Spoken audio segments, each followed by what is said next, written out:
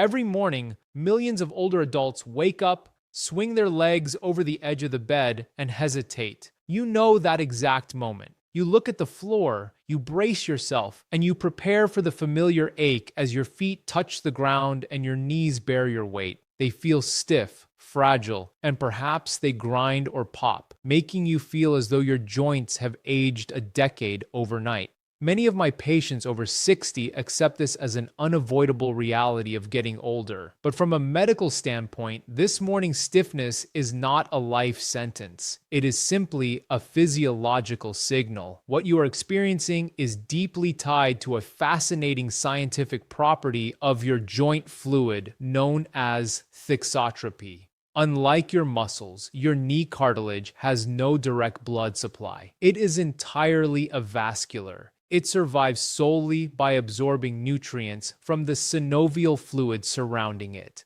Overnight, while you lie motionless for 7 or 8 hours, your body temperature slightly drops and your joints remain static. Because of thixotropy, your synovial fluid literally changes its physical state, thickening from a slippery lubricant into a dense, sluggish gel. When you stand up immediately upon waking, you are forcing your dry, unlubricated cartilage to absorb the entire shock of your body weight. However, reversing this process is incredibly straightforward once you understand the biomechanics, and there is one specific, deeply hidden muscle mechanism that almost everyone ignores, which I will reveal to you shortly. This single neglected factor is often the true root cause of your morning knee pain. Before we dive into the clinical solution, I would love to know who I am speaking with today. Please take a moment to leave a comment below sharing your age and the country you are watching from. I make it a point to read and reply to these comments because it is genuinely inspiring to see a global community of older adults taking such proactive steps toward their physical independence. If this is your first time here, please like the video, share it with someone who might be struggling with joint pain, and subscribe to the channel so we can continue this health journey together. Now, let us address exactly how to safely transition your knees from that dormant, thickened state to a fully lubricated, supportive state before you even bear weight. The process begins while you are still lying flat on your back in bed. Your joints are cold, so we must gently alter the viscosity of your synovial fluid. You will keep one leg entirely straight and relaxed on the mattress. With your other leg, you will slowly and deliberately slide your heel along the bed sheets toward your body, bending the knee only as far as it naturally allows without pain. The mattress supports the weight of your leg entirely, meaning there is zero compressive force on your delicate cartilage. By slowly sliding the heel in and out, you are creating a gentle pumping mechanism inside the knee capsule. This repetitive motion generates mild internal heat and mechanical pressure, which scientifically forces that thick, gel-like synovial fluid to thin out and wash over the dry cartilage. You want to perform about 10 of these slow slides on each leg. There is no need to force the heel all the way to your thigh. Your range of motion will naturally fluctuate from day to day depending on the barometric pressure and your previous day's activity level. Simply focus on the smooth, unloaded movement, allowing the joint to wake up and the fluid to begin circulating.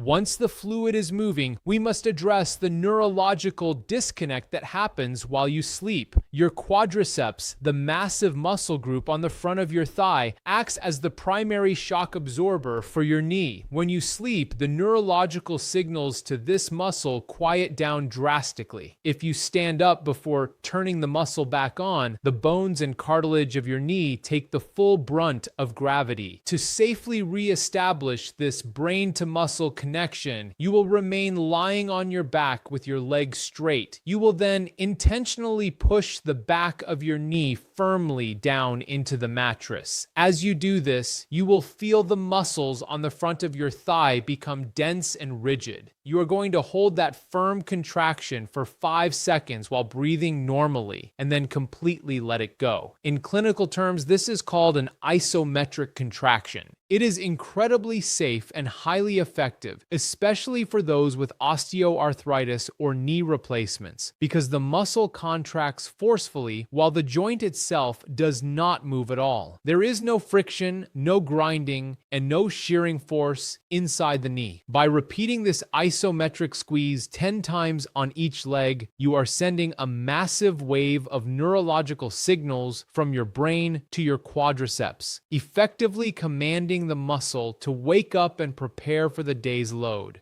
It is vital that you do not hold your breath during this squeeze. Your brain and muscles require a steady flow of oxygen, particularly in the morning when your cardiovascular system is also gently waking up.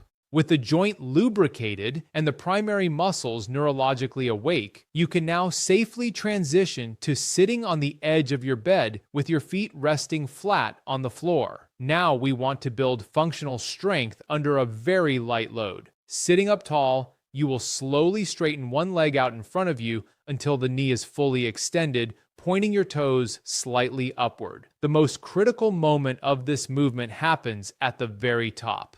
When your leg is straight, I want you to intentionally squeeze your thigh muscle even harder for 1 full second, attempting to pull your kneecap upward. This specific action is known in physical therapy as terminal knee extension. It engages the precise muscle fibers that are responsible for locking your knee safely when you walk or stand. After that 1 second squeeze, do not let gravity simply drop your foot back to the floor. Lower it with slow, deliberate control. Eccentric control, which is the act of lowering the leg slowly, actually builds more resilient muscle tissue than the lifting phase. This mimics the exact biomechanical control you need when you sit down in a chair or walk down a flight of stairs. Performing 10 controlled extensions on each side prepares your knees for the dynamic movement of walking. At this point, your knees are ready for you to stand up. Find a wall or the back of a sturdy chair for balance.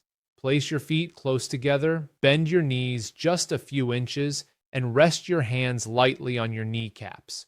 You will now guide your knees in small, very slow circles.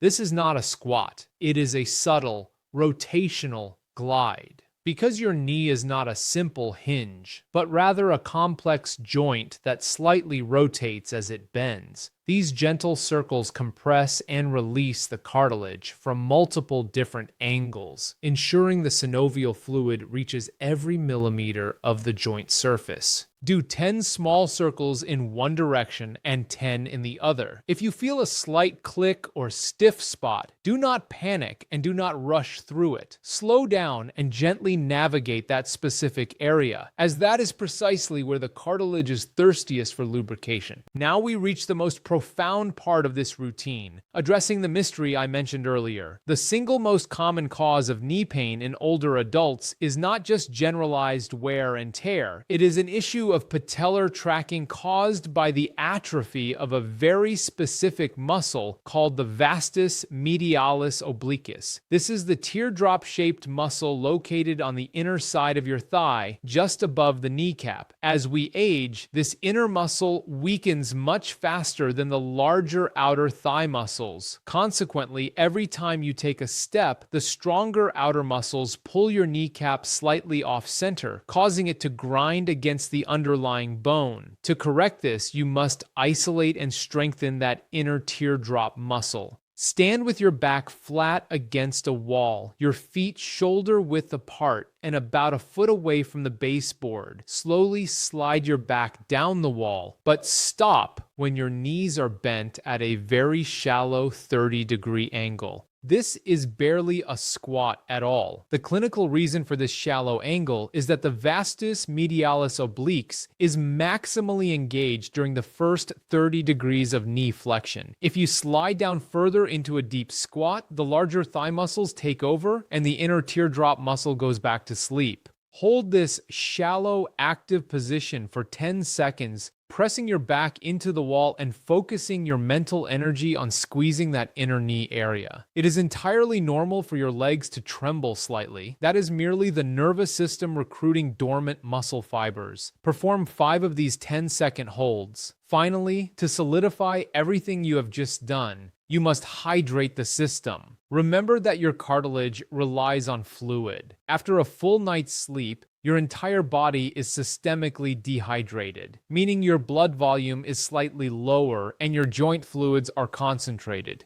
Immediately after finishing your physical movements, go to your kitchen and drink 1 full glass of room temperature water. Room temperature water is absorbed into the gastrointestinal tract much faster than ice water. While you are drinking, slowly roll your ankles in large circles. The physical act of rotating your ankles acts as a venous pump, pushing pooled blood from your lower legs back up toward your heart, increasing total body circulation just as the fresh hydration enters your bloodstream. This simple daily protocol changes the entire biological environment of your knees, moving them from a state of friction and decay to a state of nourishment and stability. Consistent practice is the key to managing the aging process, and your body retains an incredible capacity to heal and strengthen when given the proper physiological support.